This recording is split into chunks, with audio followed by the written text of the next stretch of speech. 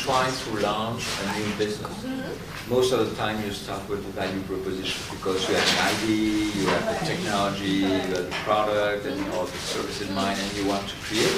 So you go from the middle to the right-hand side, and so you try to detect what could be the potential customers for you, and you try to, in a way, push your technology towards the customer. Some of those companies sometimes, and we have seen this a little bit with Airbnb, for example, they have a clear idea of what kind of customers could be interested in. They try to profile the customers, and so they try to build a value proposition corresponding to the customer profile. So it's something which is a little bit market pull. Okay, you try to attract something. But we have also seen with Amazon.com that sometimes you have a resources, which was the IT infrastructure, and based on these resources, you try to create a new value proposition, then bring and to reach some customers. So sometimes you start in the middle, sometimes you start on the right-hand side because you have detected that the customers want something, or sometimes you start from the left-hand side because you have something and you try to do something with what you have in your hands or what you have in the company at that stage. But for startups, most of the time, he has an idea in mind and he wants to try and push a little bit the technology or the product innovation. So he has identified the audience and the target market and what are the needs and the wants of the Exactly. I think if you are, for example, a tech transfer company, you try to transform technology towards a product and trying to reach the market. Sometimes it's the reverse. So for example, in the service industry, sometimes you have detected something, the customers have those big pains, and I will try to address this pain with your service or with your product. Well, what do you think are the challenges faced by the company? Many different challenges if you are an entrepreneur. So we address just one, which is the design of the business model, which is clearly an issue because you have to come with different alternatives, you have to test and so on. But you know, execution is key because if you are not good for recruiting good people, if you are not good at marketing or at operations management, at finding the funding or the finance aspect of your company, it will be difficult. So I think there are so many challenges for an entrepreneur, and with Alex we decided to stay focused on this business model design because we know or we knew that there are some other people, institutions, organizations dealing with this execution phase. We have accelerators, we have incubators, we have coaching, we have consulting firms, and most of those companies, firms and organizations deals with this kind of issue that they will meet at the execution level. And it seems at that time that, okay, maybe we could stay focused and help entrepreneurs to come with a good idea and trying to test their ideas. And I think it's also a challenge. It's maybe not the bigger, it's difficult to say which one is the biggest, but I think it's a challenge for the entrepreneurs to first come with an idea, second, maybe not to stay stuck with only one idea, trying to open the game, and then also going outside the building very, very quickly to test with customers. I think it was one of the messages of today. But let's say when you say test the customers, how big a market actually should they be going out to test? It depends. I think I didn't show this graphic, but at the beginning you can test with a small number of customers, just with the feeling and having a kind of to measure the temperature in this market. So small number. So what's the minimum of the small numbers referring to? Depending in the field in which you are, or the sector in which you are. If you are in the big manufacturing firm, you need to have more. But if you are in the service or mobile web app or e-commerce, I think maybe 50 at the beginning, 100 after 2-3 weeks, and you know, for example, I will tell you, I teach now this course called e-business in which we try to train people to use this canvas, and we work on a true project they could have and potentially they could launch after the semester. And you know, after 3-4 weeks, we ask them to go out and if they want to come in the class next week, they have to come with at least 10 or 50 feedback from customers. If they have less, go. And so, and some of them came sometimes with 200 or 300 feedback. Why? Because they use the social networks for having some kind of interviews, connection, and to ask them, okay, you would like to test? We have a landing page there, and they measure the number of clicks they have to reaching yours, or sometimes they buy some advertising banners on Amazon, they measure the number of they have. This kind of things is quite easy. So depending the sector in which you are, and if you are in this IT world or mobile apps world and so on, it's quite easy to come with some good numbers of customers' feedback. So usually for those who actually do embark on the testings, how successful are they after that, once they embark on it? It means that, okay, you have collected some tests. For me, it's a way of refining, coming with some other prototypes, what Steve Blank called pivoting. So it means, okay, you have some feedback, and it seems that those feedbacks confirm that the business model you have is good. So it's just a refining move. But if you have some feedback, and those feedbacks are very negative, no customers are coming or welcome, you are forced to pivot. So it means you will change your business model, and so you will come with a prototype which is very significantly different from the previous one. You change the value proposition, you change the targeted customers, you change the pricing, you change the channels.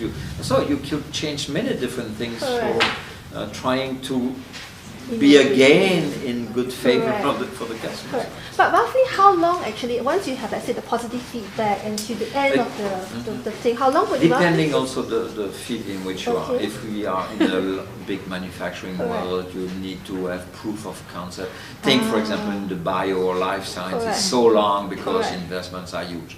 But if you are, again, in the IT world, for example, a web app or mobile apps, e-commerce, e-business and so on, maybe in 10 weeks you already had a lot of comments coming, maybe you have pivoted 2, 3, 4 times, and then after that you could have access to funding, VCs and so on, so you try to build something a little bit more sophisticated, so you go hard, you test again with true customers if you want, and then you continue and you adjust progressively. And we know that even an entrepreneur, when he says, okay, it's good, we can go, we launch, we have the money, it's fine. If you observe them 1 year later, the business model 1 year is almost different from the first one. Because, okay, he had some anticipation, he had some foresight and so on, but it's different. Even if everything seems to be good, when you operate your business model the first year, you know that you will change something because you have to adjust, or because it's growing too fast for you, or too slow. So different reason why you have to change a little bit your business model when you are operating the business model. So Paul, what do you observe? What's the current trend of utilizing business model innovation among businesses?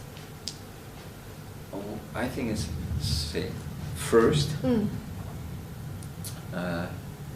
prototyping doesn't belong to the DNA of companies. They like to have one plan and then to execute this plan. I think what we have mentioned today about this idea of prototyping, customer insight, back and forth and so on, this one is not popular and usual inside companies. So I think it's one of the big issues.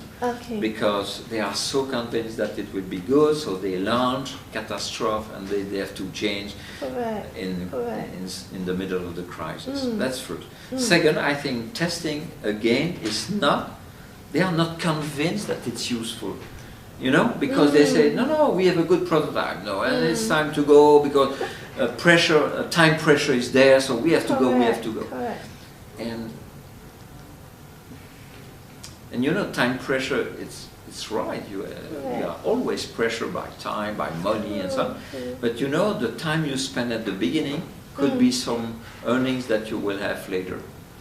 Because the time you spend at the beginning for trying to examine different alternatives, taking time to test a little bit, it's maybe just the time you need to reorient your business model or your business. That's one. The second one, you know, why companies are reluctant to test. They say, if I show to the customer something, they will steal my idea. Correct. So it's too early for showing them some pieces and so on. And again, I'm not convinced by this. Why? Because it's just a matter of time. Why do you consider that when you test, the customers could copy you? If it's so easy to copy, you launch your company and 2 months later you have something similar on the market. If it's so easy. So I would invite those companies to say, no. Take time, test, maybe show something clear, but try to have something in your hands which is so differentiated from the other that you will keep this advantage for a couple of weeks, months, years. So I think this kind of arguments is not, and there are also some ways for protecting some environment. So if you ask some companies to test a new inverter for your solar panel, they can sign some non-disclosure agreement. You can protect by patents. There are some techniques for protecting something, but don't believe because you show them 1 month before they won't be able or they will be able to come. So it's a mindset in that sense. So the mindset is, you remember, test as engineers or scientists, prototype as designers or architects, and use the good tools and not always the same for doing everything. And maybe the business canvas when you try to design the business models, using an environment models when you try to analyze your environment, use the value proposition canvas when you try to analyze the fit between your value proposition and the customer's profile. So there are some different tools, and I think we need more dedicated tools. And sometimes in the meeting, in the board meeting, they use very basic tools. We have observed, for example, during this survey that we have done, one of the questions was, what kind of tools you are using in addition of the business model canvas? Do you know the first tool used at 80% of those companies? A very basic one, SWOT analysis. So it means all the companies use this basic tool.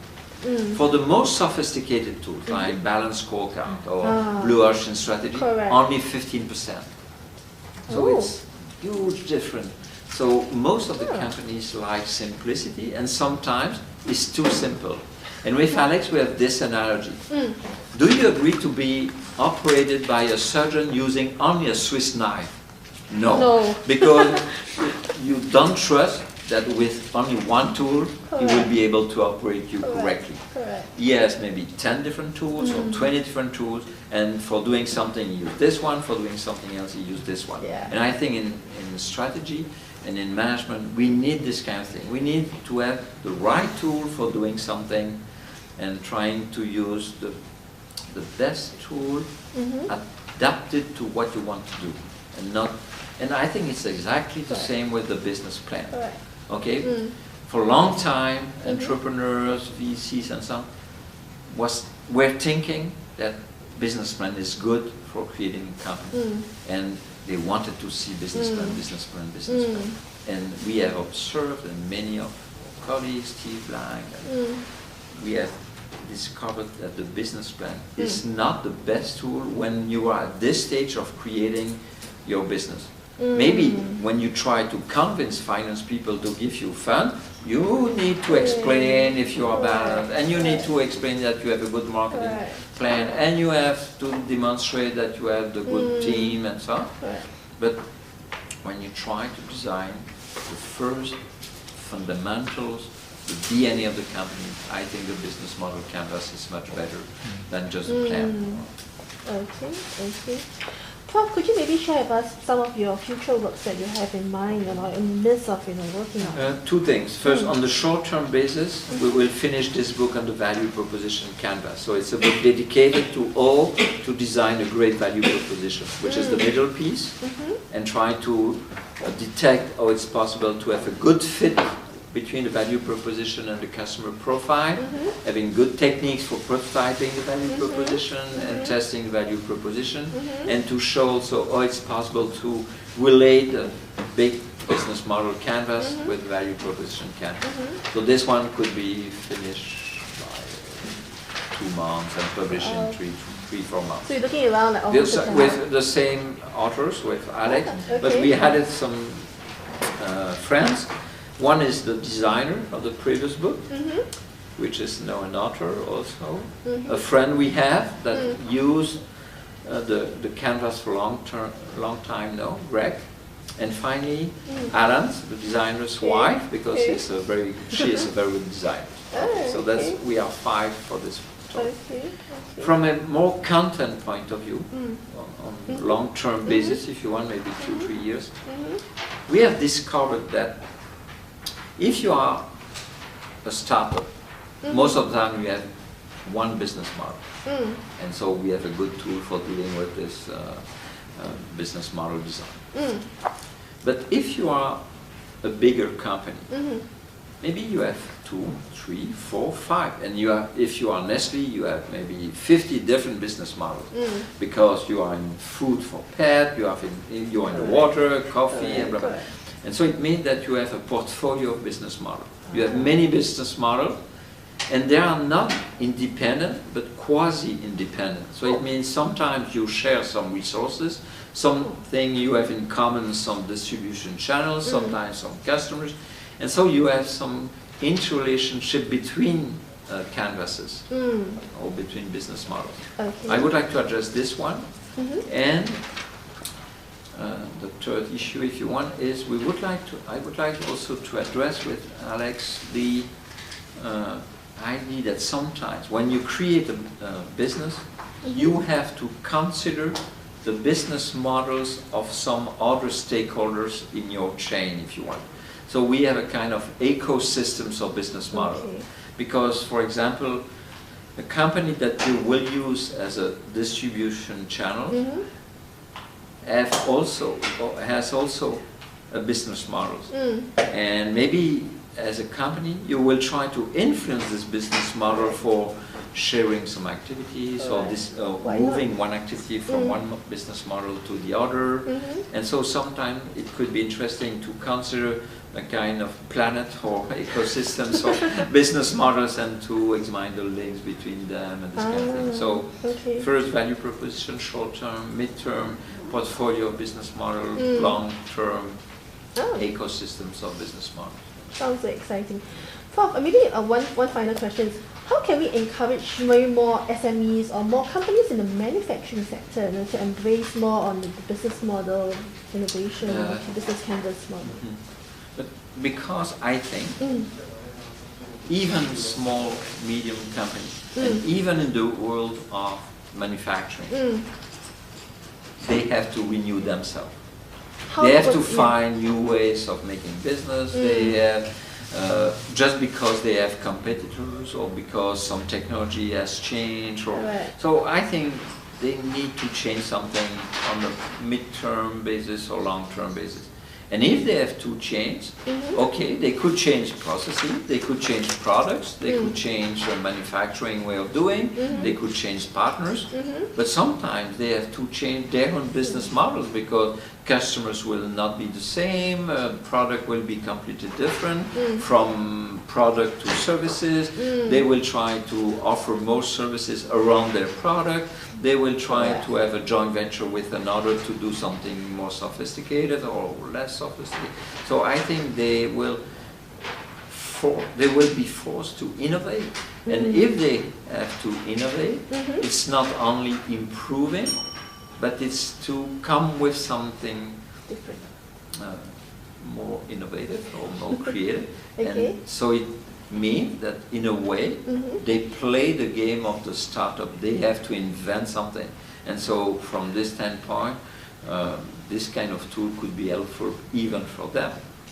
And so when your question was about how to encourage them, it's just, okay, you have seen, well, this problem could come. Correct. You need the right tool for doing something, and be the plan or the SWOT or is not the best tool. Maybe you could try to adopt this one because it will help you to design the right business model. So I do have a question though. Yeah, sure. Yeah. So businesses innovate their business model for sustainability, but how do they sustain that innovation process? Do the people need to unlearn and relearn, and what are the I think it's intricacies? a problem of culture, if you want. Because I agree with you, innovation is not a one-time activity. It's not, okay, I will be innovative tomorrow, and at the end of the week I will know what I have to do, and I will be innovative again in 2 years or 3 years. No, it's not. If you see, for example, an architect working, it's just because they are forced to come with alternatives, to create new markups, new plans, and to chat with customers, to convince them that they have to do all, to hear them and to see their feedback, change something.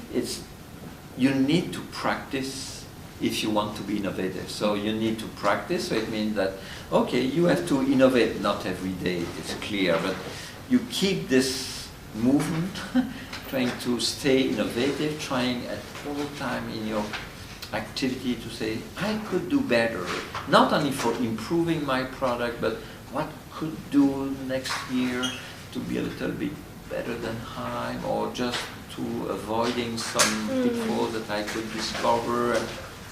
So I think it's a problem to maintain the movement to be innovative. But I agree, you are not innovative every day because you have to execute what you decide and what you create. I think I have one more last question. So far, everything the canvas seems to be able to apply it on enterprises, business level. But can it also be applied at the industry? So what about the industry models that perhaps the manufacturing sector can look at? I think it's a good question. My tentative answer could be to say you have to manage, if you address this at the industrial sector, you manage in a way an ecosystem of different companies. So I'm not convinced that at an industrial sector level you have only one business model. So I think you have different ones, and you try to see the gap, the links, and the relationships, and these kind of things.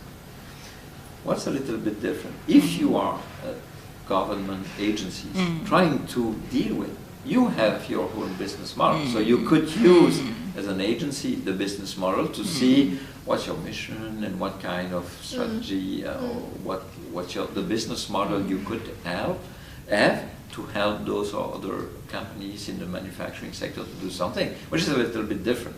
So I don't believe that you will have one business model for a sector, except if you are very homogeneous. But I would say that you have a portfolio of business model, and you try to see the harmony or the synergy between the different stakeholders and different kinds of business models. But I think it's a good question. It belongs to my third long-term objective to cover this kind